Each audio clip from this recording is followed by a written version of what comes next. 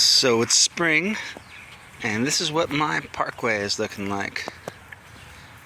Flowers are in bloom,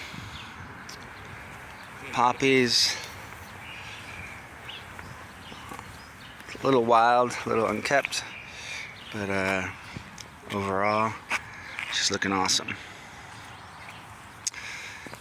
This jasmine smells amaze balls. I really wish you could smell it.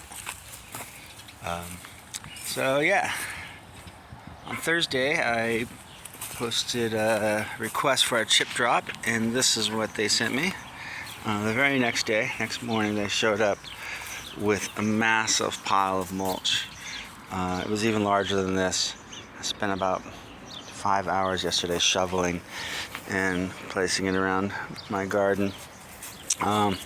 Yes, if you don't know what Chip Drop is, it's a website, and I think they have an app too, that partners arborists and tree trimmers with gardeners, because mulch is very good for keeping the moisture into the earth. It's also good for pathways, but keeping moisture in the earth is good because it's good for the plants, especially when you live in a dry environment like I do. And also, there's an old saying, you don't grow plants, you grow soil. And this is one way to do that. It adds organic material and to the earth, and like I said, keeps moisture and it protects against UV light. One thing I would say before ordering from Chip Drop is to specify whether you want pine needles. And I did a little reading, and first I thought they were really terrible, but I guess they're not as terrible as I thought they were. They're slightly acidic, so some plants don't like them, but the acidity stays kind of near the surface. The other thing is they may put a bunch of palm seeds if you're in Southern California like I am. But yeah, so I'll just show you some of my garden really quick. Some onions, collard greens, mint, a lot of passion fruit, grape. This is a Ponderosa lemon, massive lemons, and it smells wonderful. Here's where I laid down some of the mulch. There's a lot of pine, so I'm not sure which ones do well with that. Hey, Trusky, shush up. Yeah, here's a fig. The fig's the fruit's coming in way early before even the leaves are fully developed. And this is pomegranate. This is what it looks like if you don't trim it. Some roses. But yeah, here's some more of the mulch from Chip Drop.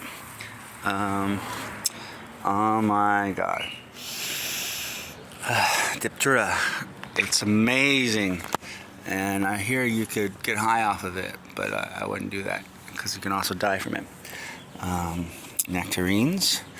Nectarines come right out right when just like the figs.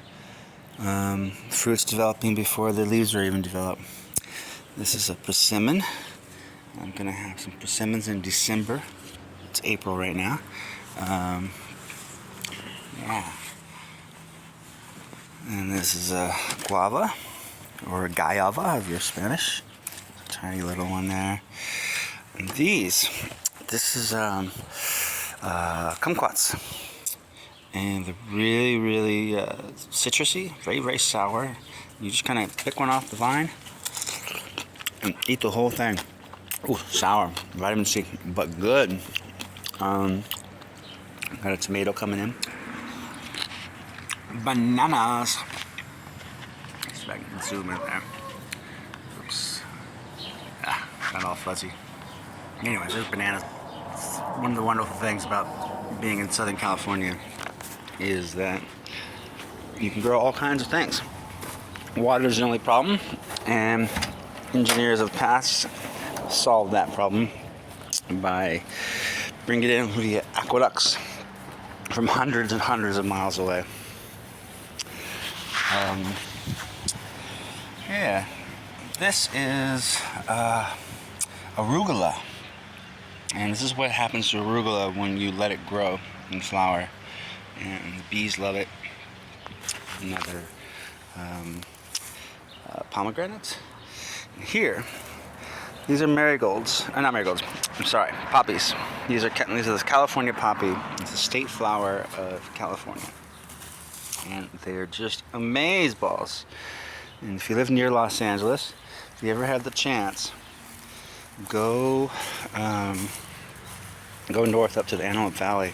There's the California Poppy Reserve. And about this time every year, especially if you have a good rain, it's just, it's amazeballs. Here is the milkweed. Butterflies love that. Unfortunately, this is the tropical kind. I have to swap it out or continue to prune it back because the tropical kind, it flowers year-round, and there's some theory that the monarch, which is an amazing large orange butterfly, they migrate through Los Angeles where I'm at, and they only feed on milkweed. And the thing about milkweed, there are different varieties, and the tropical one is year-round, but the native one, which is more of a blue flower, I understand, it only flowers part of the year, and that kind of encourages the butterflies to continue to fly south to Mexico. And the theory is if they hang out too long in one spot, they will develop diseases which hurt them. So homeowners and people are encouraged to plant milkweed, but make sure you plant the native variety. Unfortunately, none of the nurseries I've looked at several, and none of the big boxes sell it. And that's too bad, because I think it would be a boon for them, because a lot of people really love the butterflies and they love the monarchs, and we want to help them. And a lot of people know this fact I just shared with you. So, but evidently the nurseries and the big boxes don't, or for whatever reason. This is what sage looks like when you let it flower. You know, the leaves that you sometimes burn to, you move into a new place and want to shoo away the evil energy. This is what it is, and if you let it flower, it forms these beautiful purple flowers that the bees love. See this little bee right there. Soon, with any luck, I will have some bees. Yeah, parsley. Yeah. Anyways, anybody wants any mulch, give me a shout out. I got plenty here, more than I need. Ciao for now.